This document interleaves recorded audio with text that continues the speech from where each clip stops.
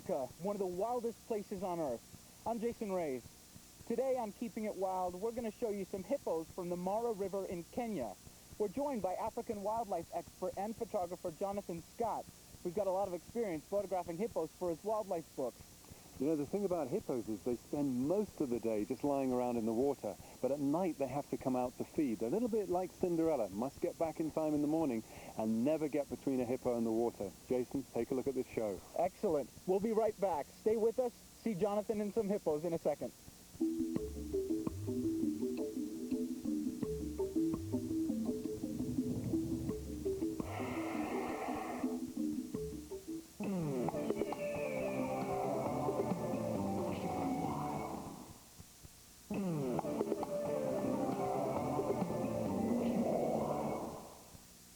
Hey everybody, welcome back to Keeping It Wild.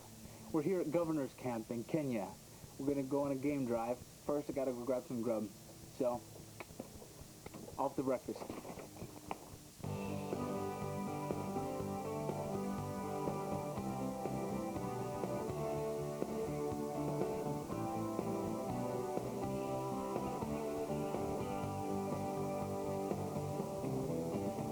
You wouldn't believe the sight we got. If you look over there, a mama and baby hippo climbing out of the water at this river bend to enjoy breakfast just like that.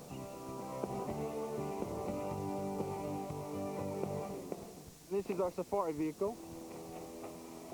If you roll around with me, what we do in the mornings, we throw all our gear in here. We got a crew, usually about 4 or 5 people, maybe 2 vehicles. We pop our heads out the top here, and this is the best way to see Africa.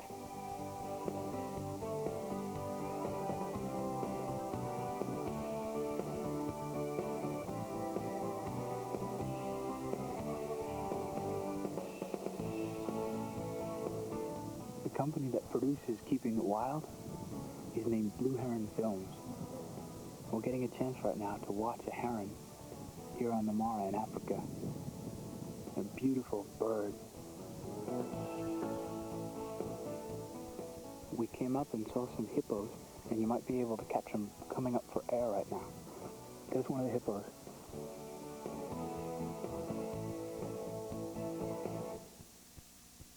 Okay, what I want to do is, you know, your best view of any of these animals is if you can get down to their eye level. I always like to get down low. Now, they'll probably react a bit, but we'll go down over these rocks. There's some rocks here. We can just come down. There's about 20 or 30 of them. Oh my gosh. And just remember, they can run faster than you can. Really? Yeah, How fast absolutely. can a hippo run? Oh, I got chased by a hippo one time, believe me, I know. But just be careful here. Let's see if we can find a way down here. Now look, this is what we call a hippo trail. The hippos actually erode this tunnel. You can see this is actually quite an old one, but where they rub it, I mean the girth of a hippo, because look how steep that bank is. There's no way they could get up out of that normally. They have to actually create a pathway. Then all the other animals, the wildebeest, the elephants, gain access down to the bank. We're seeing a load of hippos. Yeah. This is amazing. You know the name hippopotamus actually comes from the Greek river horse? River horse? Yeah, well, take a look at the profile. Do you see? Oh, doesn't absolutely. it look slightly horse-like? Yeah, definitely does. Jonathan, I never knew this many hippos got together. Yeah, well, no, you get a group of females and young. There'll be one mature bull here who will protect this particular area of the river. So they're territorial? Yeah, and he will come out in the evening and he'll scatter his dung, flick his tail when he's defecating, scatter his dung, and that's a sign to any other male that comes along here that this particular pool is occupied. Let's just go a bit closer. I think a lot of people tend to think that hippos must be great swimmers. In fact, what they tend to do is almost like a moonwalk. They walk along the bottom, and they tend to prefer shallower water. When it's very deep water, they tend to keep to the edges, keep to the shallower areas, and they normally prefer it if they can actually keep their feet on the ground. Look at how the eyes of the hippo are right on the top of the head. Yeah. So they can actually almost completely submerge, but yet they can still see. Oh, that's cool. So Okay. you can see just a little bit of it's almost like a periscope. Their eyes are sort of almost like out on stalks. And then as they come up, see the way they twirl their ears just to get the river water? Actually, they're flicking the water out of their ears when they do that. Isn't it a great noise? Oh, yeah. It's a chorus. And so they're just hanging out in there. Keeping cool. Yeah. Because you imagine, we pick up a sunburn pretty quickly too. Hippos will actually burn. Their skin is quite sensitive. They secrete an oil which keeps it moist and sort of lubricated. But they do need to keep close to the water so they can keep cool. That's amazing. They've got really, really large bodies. We saw a couple of them outside of our tent. Yep. And just a mass of a hippo. Yeah, well, I mean, a big really hippo probably weighs a couple of tons, as big as a rhino. My gosh, that's as big as a car. It's just explosive, isn't it? That sort of. They're exhaling through their nose. They're blowing out. Look at this. God, that is just, isn't that cool? Just before they submerge, they come up, they exhale, suck in air, close down their nostrils and go underneath the water. And all in 1 second. And a hippo can actually snooze in the water and their nostrils will automatically remain closed. So they can stay down for a minute, 2 minutes, 3 minutes. Amazing. You seen the teeth? No. Okay, watch next time. If one of the hippos yawns, it's not yawning because it's trying to take in more oxygen because it's tired. It's yawning to show those unbelievably long canine tusks. And they use those to fight bulls and cows defending their young babies, their calves.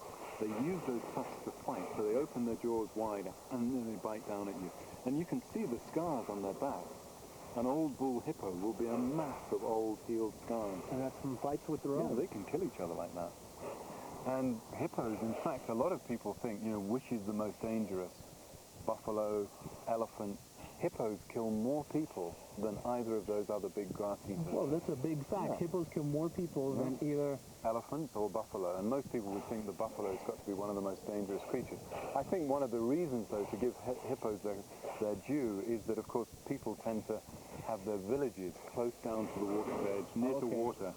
And so when people are moving around at night, they bump into a hippo, the hippo gets frightened. So when we're back at camp, where we get hippos coming out and walking around the tent, be very, very careful. All right, I'll remember that. So we're at the governor's camp in Kenya.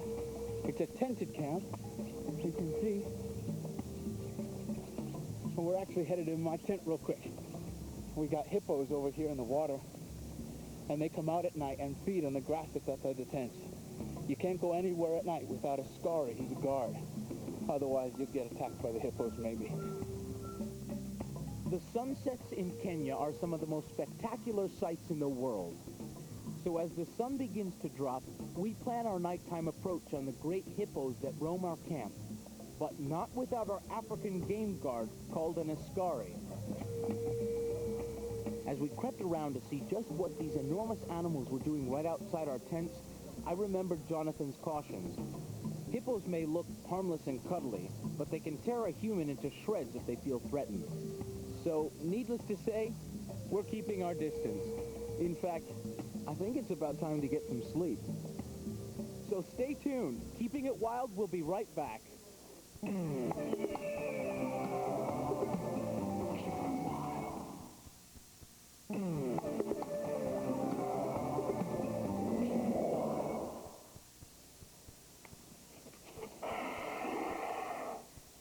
Well, at times like that, don't be between the hippo and the river, because that's where they're headed for. That's where they're going to feel safest. Boy, am I glad I was in the car.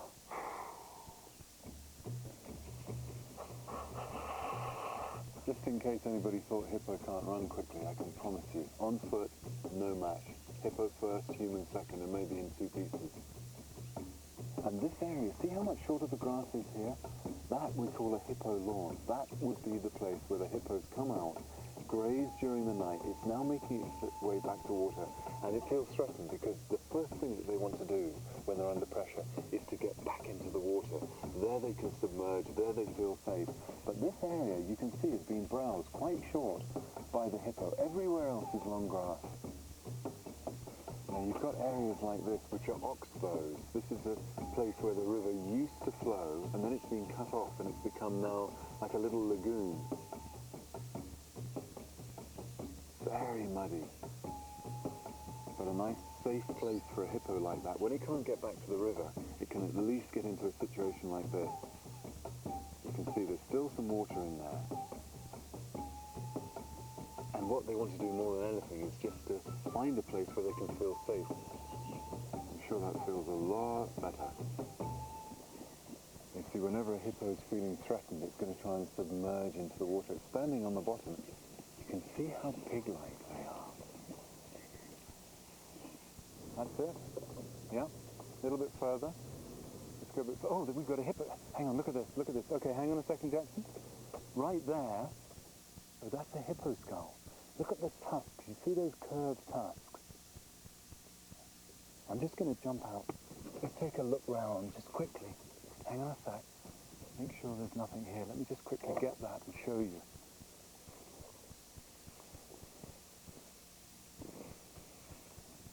Just check that.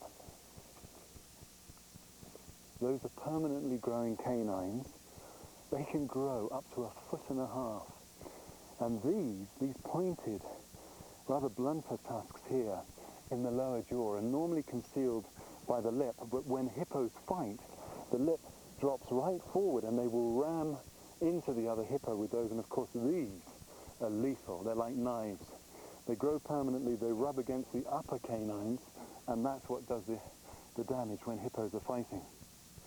A hippo's tusk will be as long as my forearm. Oh, we've got a vulture feather just flew down from up there. And in fact, I can see vultures beginning to circle.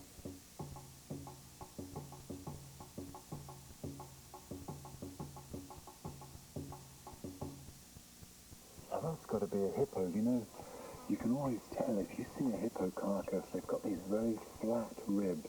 But this looks like a young hippo, and there's a hyena feeding on it. Now, it could have been either the hippo got stuck in the mud, or sometimes you'll get hippos fighting and causing such serious injuries that then one of the hippos just goes off and dies as a result of its wounds, and that's what could have happened here. And the hyenas are just being opportunistic. They found the carcass and they're feeding on it, and you can see, probably just within a few days, they've completely